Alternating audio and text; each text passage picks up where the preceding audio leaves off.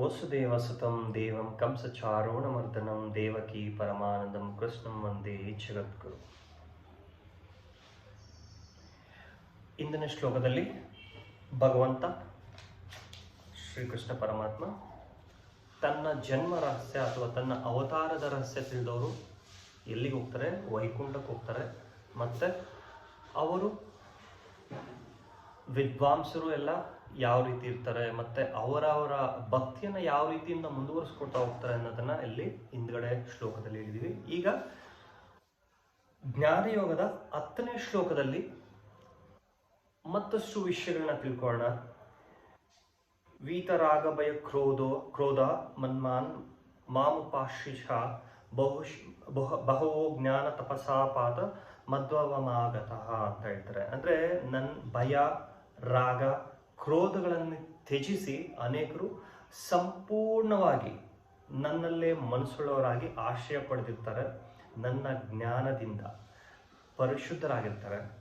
ಹೀಗೆ ಅವರು ನನ್ನಲ್ಲಿ ದಿವ್ಯ ಪ್ರೇಮವನ್ನು ಪಡಿತಾರೆ. ಅಂದರೆ ಇದರ ಅರ್ಥ ಮನುಷ್ಯ ತನ್ನ ಎಲ್ಲ ಐಹಿಕ ಇಚ್ಛೆಗಳನ್ನು, ಅಂದರೆ ನನಗೆ ಬೇಕು ಬೇಕು ಬೇಕು ಅನ್ನುವ ಇಚ್ಛೆಗಳನ್ನು ತನ್ನಿಂದ ಸಂಪೂರ್ಣವಾಗಿ ದೂರ ಮಾಡಿರ್ತಾರೆ. ಕಾಮ, ಕ್ರೋಧ, ಭಯ, ರಾಗ, ದ್ವೇಷ ಏನಿದೆ ಇವುಗಳನ್ನೆಲ್ಲ ತನ್ನಲ್ಲಿಂದ ಸಂಪೂರ್ಣವಾಗಿ ದೂರ ಮಾಡಿ ತನ್ನನ್ನು ಕೃಷ್ಣ ಪ್ರಜ್ಞೆಯಲ್ಲಿ ತಿಳಿಸ್ಕೊಂಡಿರ್ತಾರೆ. ಅಂದರೆ ಸಂಪೂರ್ಣವಾಗಿ ಶ್ರೀಕೃಷ್ಣನಲ್ಲೇ ಮನಸ್ಸನ್ನು ಇಟ್ಟಿರ್ತಾರೆ. ಶ್ರೀಕೃಷ್ಣನ ಲೀಲೆಗಳನ್ನು ತಿಳ್ಕೊತಾ ಇರ್ತಾರೆ. ಶ್ರೀಕೃಷ್ಣನ ಒಂದು ಧ್ಯಾನದಲ್ಲೇ ತನ್ನನ್ನು ನೆಲೆಯಾಗಿರಿಸ್ಕೊಂಡಿರ್ತಾರೆ. ಅವರು ಆ ರೀತಿ ಮಾಡೋದ್ರಿಂದ ಸಂಪೂರ್ಣವಾಗಿ ಆಧ್ಯಾತ್ಮಿಕ ಜ್ಞಾನವನ್ನು ಪಡೀತಾರೆ. ಅವರು ಆಧ್ಯಾತ್ಮಿಕ ಜ್ಞಾನ, ಪ್ರಾಪಂಚಿಕ ಜ್ಞಾನ, ವಿಜ್ಞಾನವನ್ನು ಕಲಿತಾ ಇರ್ತಾರೆ. ಆದ್ರಿಂದ ಅಂದರೆ ತನ್ನನ್ನು ಶ್ರೀಕೃಷ್ಣನಿಗೆ ಅರ್ಪಣೆ ಮಾಡಿ ಕೃಷ್ಣ ಪ್ರಜ್ಞೆಯನ್ನು ಕಲಿಯೋದ್ರಿಂದ ಏನಾಗುತ್ತೆ ಅಂದರೆ, ಕೃಷ್ಣ ಪ್ರಜ್ಞೆಯನ್ನು, ಕೃಷ್ಣನ ಲೀಲೆಗಳನ್ನು ತಿಳಿಯೋದ್ರಿಂದ ಏನಾಗುತ್ತೆ ಅಂದರೆ ಅವರು ಸಂಪೂರ್ಣವನ್ನ ಜ್ಞಾನವನ್ನು ಪಡೀತಾರೆ. ಐಹಿಕ ಪ್ರಪಂಚದ ಬಗ್ಗೆ ಸಂಪೂರ್ಣವಾಗಿ ಬಿಟ್ಟು ತನ್ನಲ್ಲಿ ತಾನು ಶ್ರೀಕೃಷ್ಣನಲ್ಲಿ ತನ್ನನ್ನು ಅರ್ಪಣೆ ಮಾಡ್ಕೊಳ್ಳೋದ್ರಿಂದ ಈ ರೀತಿ ಅಂದರೆ ಅವರು ಒಂದು ಜ್ಞಾನವನ್ನು ಪಡೀತಾರೆ. ಹೀಗೆ ಅವರು ನನ್ನಲ್ಲಿ ದಿವ್ಯ ಪ್ರೇಮನ ಪಡೀತಾರೆ. ಅಂದರೆ ಪ್ರೀತಿ, ಪ್ರೇಮ, ದಿವ್ಯ ಪ್ರೇಮ. ಅಂದರೆ ದಿವ್ಯ ಪ್ರೇಮ ಅಂದರೆ ಪರಿಶುದ್ಧವಾದ ಪ್ರೇಮ. ಪ್ರೀತಿ ಅಂದರೆ ಇದು ತನ್ನ ತ್ಯಾಗ ಮಾಡೋದನ್ನ ಪ್ರೀತಿ ಅಂತ ಹೇಳ್ತೀವಿ. ತ್ಯಾಗ ಮತ್ತು ಪ್ರೇಮ ಅಂದರೆ ಅದು ಭಕ್ತಿ ಆಗುತ್ತೆ. ಅದು ಮತ್ತಷ್ಟು ಉತ್ತಮವಾದಂಥ ಒಂದು ನೆಕ್ಸ್ಟ್ ಸ್ಟೇಜ್ ಆಗಿರುತ್ತೆ ಅದು.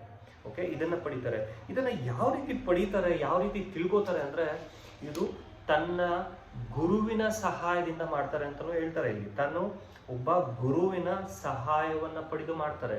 ಅಂದರೆ ತಾನು ಗುರುವಿಗೆ ಅರ್ಪಣೆಯನ್ನು ಮಾಡ್ತಾ, ಗುರುವಿನಿಂದ ಆ ಜ್ಞಾನವನ್ನು ಪಡಿತಾ, ಯಾವ ರೀತಿ ಮಾಡಬೇಕು ಅನ್ನೋ ಒಂದು ಜ್ಞಾನವನ್ನು ಪಡಿತಾ ಇದನ್ನು ಮಾಡ್ತಾ ಹೋಗ್ತಾರೆ. ಇಲ್ಲಿ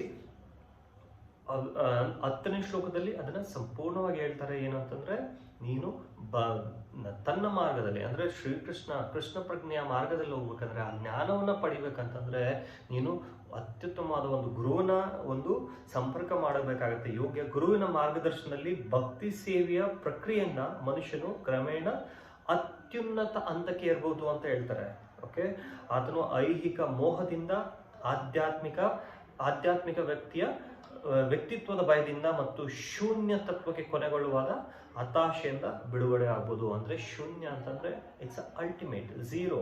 ಮತ್ತು ತನ್ನ ಕಡೆಗೆ ಭಗವಂತನ ನಿವಾಸವನ್ನು ಸೇರ್ಬೋದು ಇಲ್ಲಿ.